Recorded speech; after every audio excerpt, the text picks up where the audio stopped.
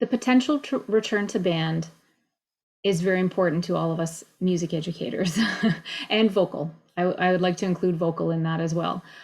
Many band directors and vocal directors and music teachers are keeping informed about what we could do and what restrictions we would have to place on our programs. I want parents and students and educators and administrators to know that we can do this safely if we are allowed, because we have armed ourselves with enough research and enough ideas to move forward. There's many provinces that have gone back to trial periods of playing. We know Quebec has gone back to playing, Manitoba. Some universities and private schools in Ontario have gone back to playing in person indoors, and many schools across the U.S. have also done the same. If we have the resources, the space, and the support, we can make a return to band safe, and it'll be so important for the students to be able to return to that. Being in a performance-based instrumental or vocal music class is such a different experience than being in an academic subject setting. The arts education is like the pathway to the social emotional learning. We're building relationships, we're making connections, we're embracing diversity and encouraging students to learn about different cultures. We're fostering resiliency, we're setting goals with them, and we're striving for a mastery of a skill. And we have a sense of self-awareness and empathy when we create music. And music is so key in the social emotional learning component. So full return to band would be wonderful. Well, I'd really like them to know, parents and educators and administrators to know that I don't personally believe we pose any more of a COVID risk in a school as a music classroom than a science classroom does, who are shoulder to shoulder completing labs. I think we need to work together to provide students with the opportunity to somehow perform and to, have a creative outlet.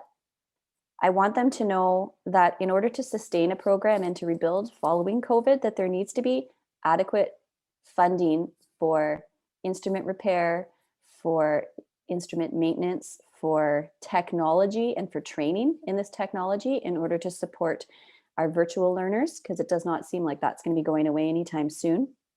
And our teachers need to be supported in learning how to use that technology. And I really want them to think about how the role of arts, or what the role of arts plays, arts education courses play in the mental health of students. So much focus was made this year on a lot of our academic courses, and it often was difficult to advocate for the importance of our music programs, especially when we were not a visible part of our school community this year. So just for everyone to stop and think about the role that our arts education courses even play in student mental health. I think the biggest thing is I want them to know that it's safe. I was very lucky enough to be one of the uh, only schools maybe in Ontario to actually be able to run music classes with wind instruments, in person. So I was one of the very few to do that, and I'm happy to say that we did it safely and without incident. And the students, they didn't surprise me, but I think I was just looking back, I'm just so impressed with how well they did with following those protocols. They were very responsible about it. They knew how serious it was. We could only play for 30 minutes, then we had to stop, and we had the masks and the bell covers, and and emptying the water keys was a very, you had to be very careful and have a, anyway, so they did really well with that. And I'm happy to say that, looking back, it's possible. We did it, and and it was safe, and we had a great time, and students got to play together, even though we were smaller because our classes were all split in two. But still, right? There's something to say about being able to sit in another room and make music live, right? That was the biggest thing about this pandemic was online. You can't play live together, and I think maybe some administrators and even community members maybe still don't grasp that. They probably think, oh yeah, you just play online, and no, you can't. there's the latency, and it doesn't work, right? So yeah, I want them to know it can be done safely. We did it indoors, and sometimes we went outdoors when we could. Um, and like I said, we had small numbers, but with the distancing, I think as long as you have a room large enough, and you speak to your maintenance people about the ventilation and all that, and I did a lot of research with that too, and as long as that's all in place, it can be safely done. So I think that's the main thing people need to know. Um, our band rehearsals, which usually happen outside of the school day, right? The school timetable, we had to do those all virtual this year, and that was really tough. So, online it's not quite the same, right? But the fact that in those who were enrolled in classes could actually make that music live together, I think really kept us going. So I think that's the big thing. It's safe. We did it without incident. Yeah, and the students did really well with following the protocols. Um, I think maybe one more thing I'd really like parents and administration to know, and maybe this is, I guess in some ways it's related to the pandemic and in some ways not, because this is something that that I've heard for over 20 years in my teaching career. But I always ask some of the grade 12s at the end of the year to, hey, if you have a few words you want to share, whether you want to write it down or send me a video about what you think you've learned, what music meant to you, and you know. So anyway, I had a student share something, and he sent a video, and I just thought, especially with this difficult year, for him to say this, and he was a student who wasn't able to participate much this year due to various reasons, but he was more connected when he was in grade 9, 10, and 11, but had a bit of a hard time this year. But nevertheless, I think what he said really stuck with me. He said, music, it's a way to connect. It's a way to make friends for me, he said. And he said, no matter how small or insignificant you think your part is, when you're doing it sincerely, right, and you're doing it to the best of your abilities, combined with everybody else, it comes out as something beautiful, right? And I'm paraphrasing, but these are pretty close to his exact words, and I just was really touched by that. And he said, it just makes me feel so valued, right?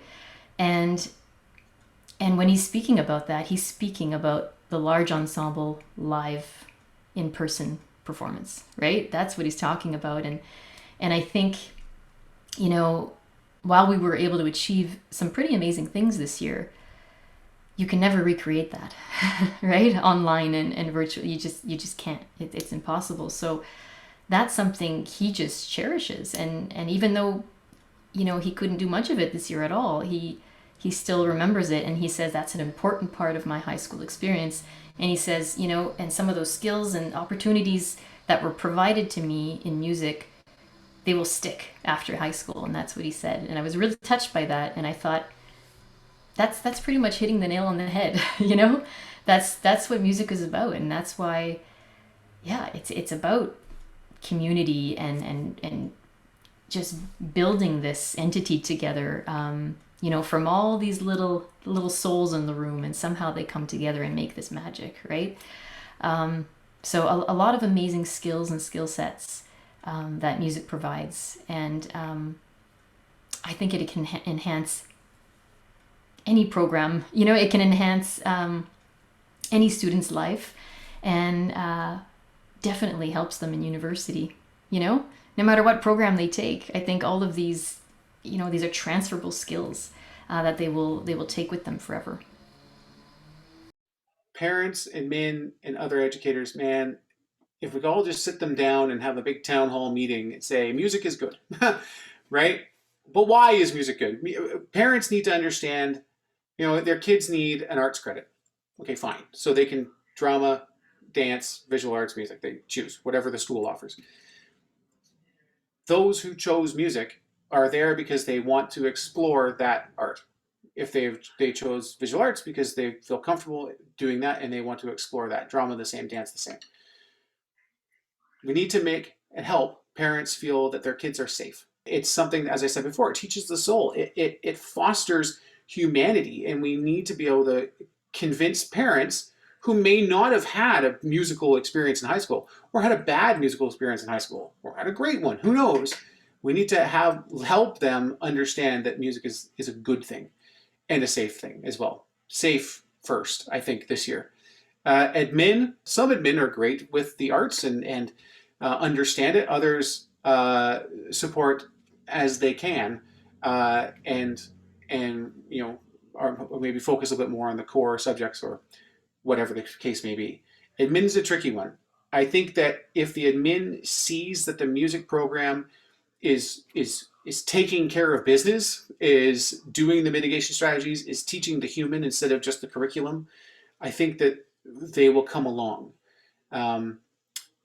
Keeping your admin in the loop as well is always a good thing. I text my principal maybe 2 times a week, even if it's just a, hey, have a good day, right? Because it just keeps me, I can annoy her, but and that's fine.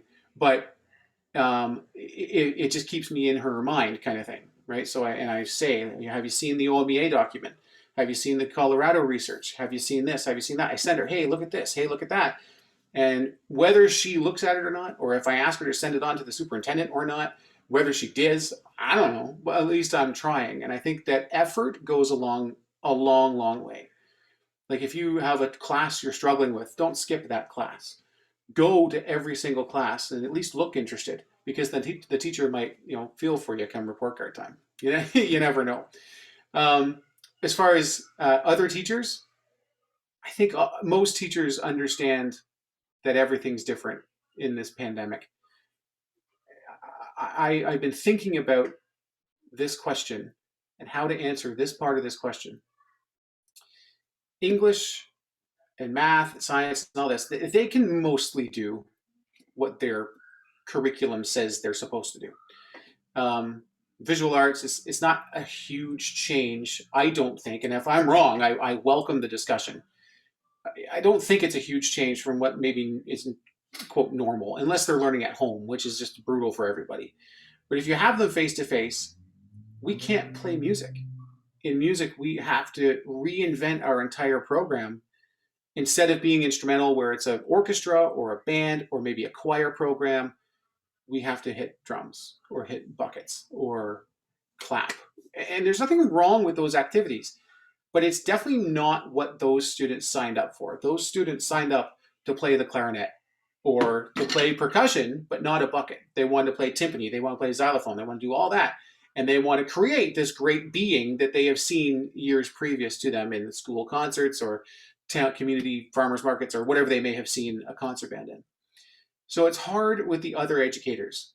I think that they're sympathetic. If you have a good relationship with the rest of your staff at your school, they might be sympathetic to you in that you can't do what you normally do. So you just got to be careful. It's kind of the same thing with the admin, right? Are you trying to do they see you trying to do the right thing?